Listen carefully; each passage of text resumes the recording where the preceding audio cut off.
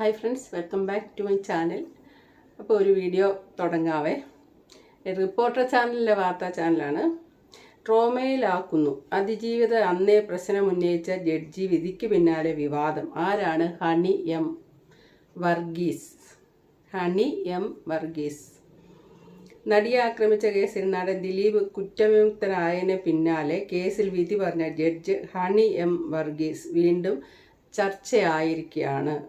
കേസിന്റെ വിവിധ ഘട്ടങ്ങളിൽ ജഡ്ജി ഹണി എം വർഗീസിനെതിരെ അതിജീവിത രംഗത്ത് വന്നിരുന്നു. ഇപ്പോൾ പ്രോസിക്യൂഷന് ദിലീപിനെതിരെയുള്ള ഗൂഢാലോചന തെളിയിക്കാനായില്ലെന്ന വിധി കൂടി വന്നോടെ ഹണി എം വർഗീസിനെതിരെയുള്ള വിവിധ ആരോപണങ്ങൾ സജീവമാകുകയാണ്.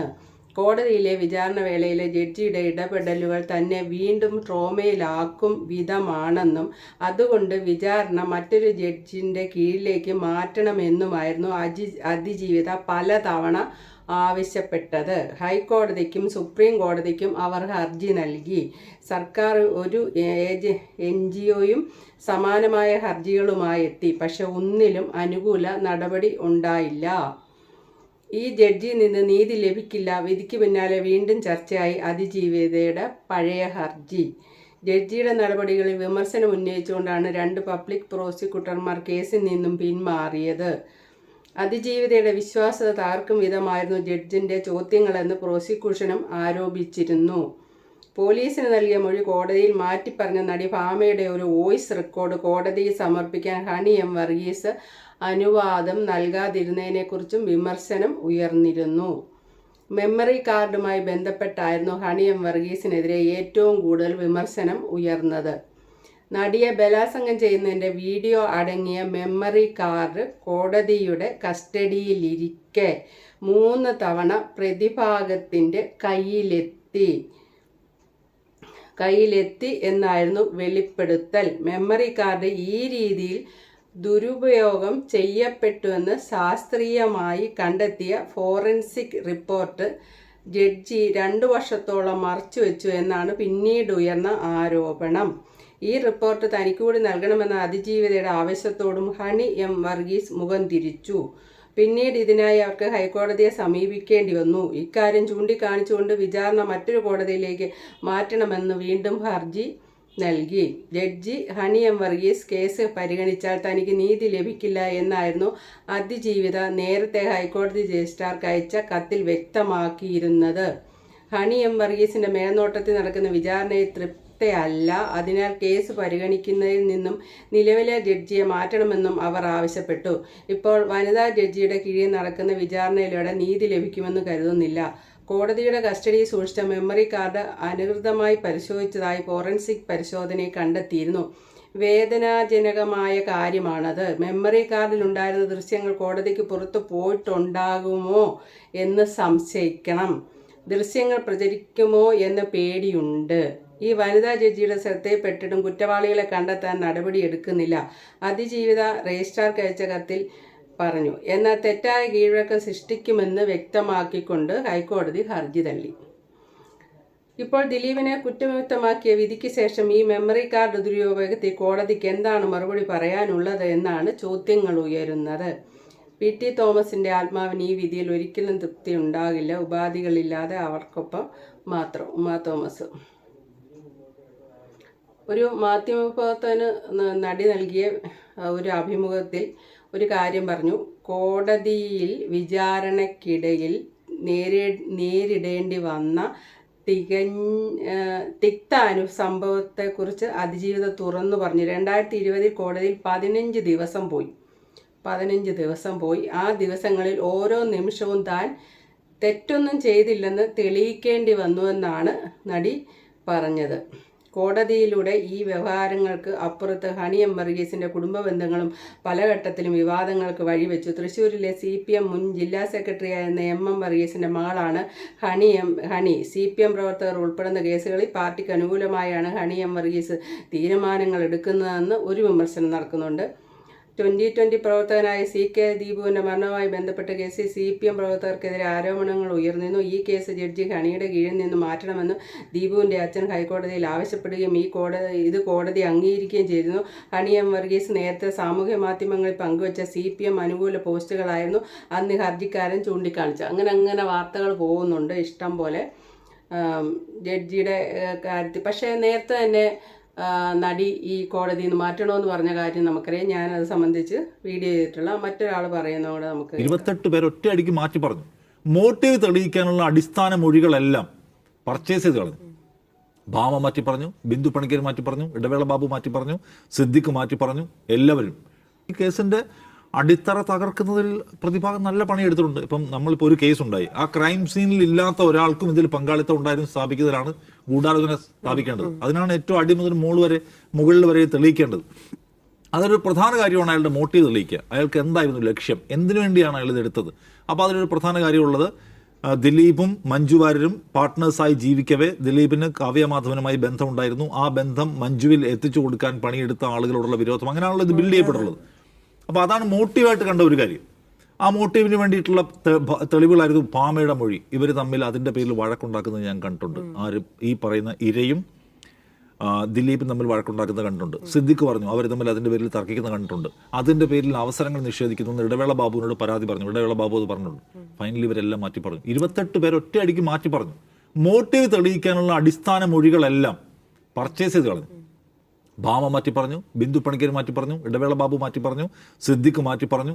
എല്ലാവരും കാവ്യമാധവൻ പറഞ്ഞത് ഞങ്ങൾ ഏതോ ഒരു പരിപാടിയുടെ റിഹേഴ്സൽ ഷോയിലുണ്ടായിരുന്നപ്പോൾ അതുമായി ബന്ധപ്പെട്ട് ഫോട്ടോഗ്രാഫ് അയച്ചു കൊടുത്തു എന്ന് വിളിച്ചു പറഞ്ഞുള്ള മൊഴിയായിരുന്നു. അവരത് മാറ്റി പറഞ്ഞു. അങ്ങനെ ഒരു സംഭവമേ ഉണ്ടായിട്ടില്ല എന്ന്.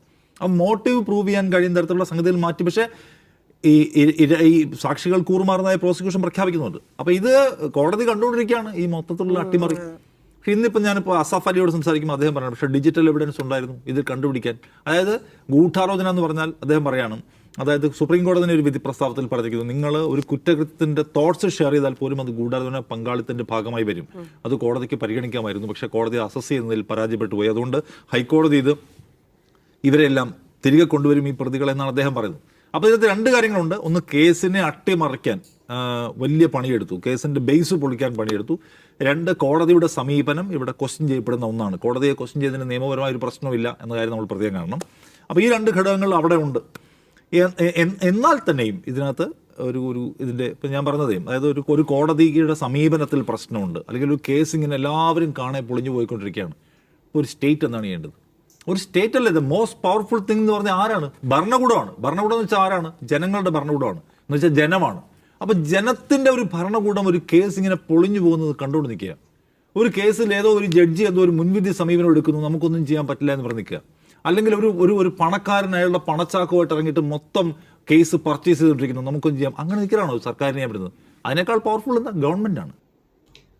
മൊഴി മാറ്റി പറഞ്ഞവർക്കൊക്കെ നല്ല പണി കിട്ടിയിട്ടുണ്ടായിട്ടാണ് സോഷ്യൽ മീഡിയയിൽ നിന്ന് ബൈജു കൊട്ടാരക്കരയോ മറ്റോ ഒക്കെ പറയുന്ന ഓരോ പെൺവാണിഭ കേസിലും ഇതിലും പീഡന കേസിലും ഒക്കെ ചെന്ന് പെട്ടിട്ടൊക്കെയുണ്ട് മൊഴി മാറ്റി പറഞ്ഞവർ എന്നൊക്കെ പറയുന്നുണ്ട്. പിന്നെ എനിക്കൊരു കോമഡി ആയിട്ട് തോന്നിയ, വിധി വരുന്നതിന് മുന്നേ ശാന്തിവിള ദിനേശിൻ്റെ ഒരു ആത്മവിശ്വാസം ഒന്ന് കേൾക്കാൻ, തമാശയായിട്ട് കേട്ടാൽ മതി.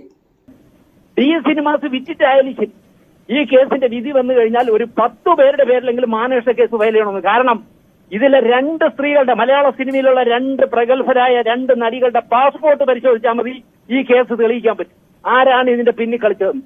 കാരണം ഇവര് ദുബായിൽ എന്താണ് ഈ കേസ് തുടങ്ങിയതിന് ശേഷം ഇന്ന് തീരുന്നതിനിടയിൽ എത്ര പ്രാവശ്യം ഇവർ 2 പേരും, ഒരാൾ ബാംഗ്ലൂരിൽ നിന്ന് ഒരാൾ എറണാകുളത്ത് നിന്നും യാത്ര ചെയ്ത് ദുബായിൽ പോയി എന്താണ് ഇവർ ചർച്ച ചെയ്തിരുന്നതെന്ന് അന്വേഷിച്ചാൽ, CBI പോലുള്ളൊരു ഏജൻസി അന്വേഷിച്ചാൽ തത്ത പറയുമ്പോൾ ഈ കേസ് തെളിയും. നിങ്ങൾക്ക് ഇതൊക്കെ അറിയാം. നിങ്ങളൊക്കെ പക്ഷേ ഈ ദിലീപിനെ എങ്ങനെയെങ്കിലും തീക്കാൻ പറ്റുമെന്ന് ആലോചിക്കുന്ന ടീമുകളായോണ്ട് നിങ്ങൾക്ക് അത് മനസ്സിലാവില്ല. ശരി, ശ്രീ ശാന്തിവിള ദിനേശ്, താങ്കൾ പറയുന്നത് പോലെ ഇനിയിപ്പോൾ ദിലീപിന് അനുകൂലമായിട്ടാണ് ഈ വിധി വരുന്നത് എന്ന് കരുതുക. അങ്ങനെയാണെങ്കിൽ ഇത്തരം ചില വെളിപ്പെടുത്തലുകൾ ദിലീപിന്റെ ഭാഗത്തുനിന്ന് ഉണ്ടാകുമെന്നാണോ? ഇല്ല, ഉണ്ടാവില്ല. ഞാൻ അയാളുടെ പറഞ്ഞ 10 പേരുടെ പേരിൽ കേസ് കൊടുക്കണമെന്നാ പറഞ്ഞത്. മാനനഷ്ട കേസ് ഞാൻ ലിസ്റ്റ് കൊടുക്കാൻ പറഞ്ഞു. 10 പേരുടെ പേരിൽ മാനനഷ്ട കേസ് ഫയൽ ഒരു 10 കോടി വെച്ച് ഈ അന്വേഷണ ഉദ്യോഗസ്ഥ അടക്കം ഇന്ന് കേരളത്തിൽ ഒരു ചെറുപ്പക്കാരനെ ഇതുപോലെ കള്ളക്കേസ് പെടുത്തരുത്. അത്രേ ഉള്ളൂ.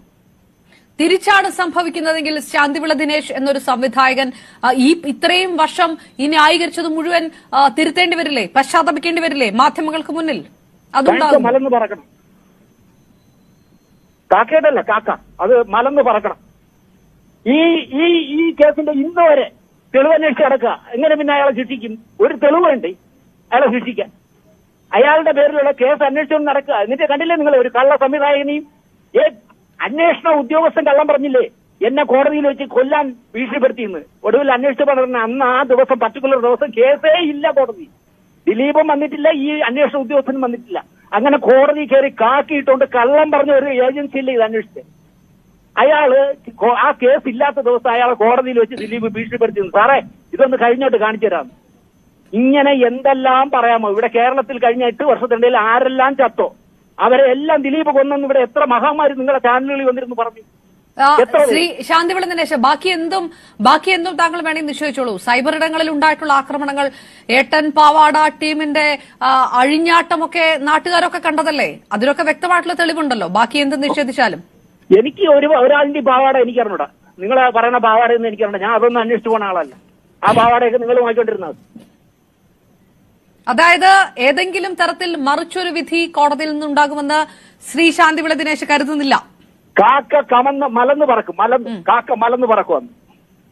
ശരി, വിധി വരുന്നതിന് മുന്നേ ഇത്രയും ആത്മവിശ്വാസത്തോടെ പറയാനുള്ള ഒരു ലെവൽ, ആത്മവിശ്വാസത്തിന്റെ ലെവൽ ശാന്തിവിള ദിനേശൻ പൂണ്ടു വിളയാടി എന്നൊക്കെ പറയാം. അതുപോലുള്ള ഡയലോഗുകളൊക്കെയാണ് വന്നത്. ഏതായാലും അപ്പോഴും ഇപ്പോഴും എപ്പോഴും ഒരു ചോദ്യം മുന്നിൽ കിടക്കുന്നുണ്ട്. അപ്പോൾ ഈ ഗൂഢാലോചനയുടെ പിന്നിൽ ആരാണ്? അതാണ് ഒരു ചോദ്യം ഇങ്ങനെ കിടക്കുന്നത്. നമുക്ക് ആർക്കും ഉത്തരം കിട്ടാത്തതാണ്. ഇനിയിപ്പോൾ അവർ സന്ധ്യാമാടമൊക്കെ പറഞ്ഞ പോലെ അവർ മുന്നോട്ട് പോവുകയാണെങ്കിൽ അതിൻ്റെ പിന്നിൽ ആരാണ്? ഇനി ഇവരെ എല്ലാവരെയും കൂടെ തകർക്കാൻ വേറെ ആരോ ഒളിഞ്ഞിരിപ്പുണ്ടോ? അങ്ങനെയൊക്കെ കമൻറ്റ് ബോക്സിൽ കാണുന്നുണ്ട്. കാവ്യ മാധവൻ, മഞ്ജു, ദിലീപ്, നടി, ആക്രമിക്കപ്പെട്ട നടി, ഇവരെല്ലാവരുമായിട്ടുള്ള ഇഷ്യൂ അറിയാവുന്ന ആരോ എവിടെയോ ഇരുന്ന് ചരടൊലിച്ചതിൻ്റെ ഭാഗമായിട്ട് ഇനി അങ്ങനെയുണ്ടെങ്കിൽ അങ്ങനെയുള്ള ഒരാളെ വിളിച്ചെത്ത് കൊണ്ടുവരാൻ സാധിക്കട്ടെ അല്ലേ? Okay, thank you for watching. അടുത്ത വീഡിയോ കാണാം.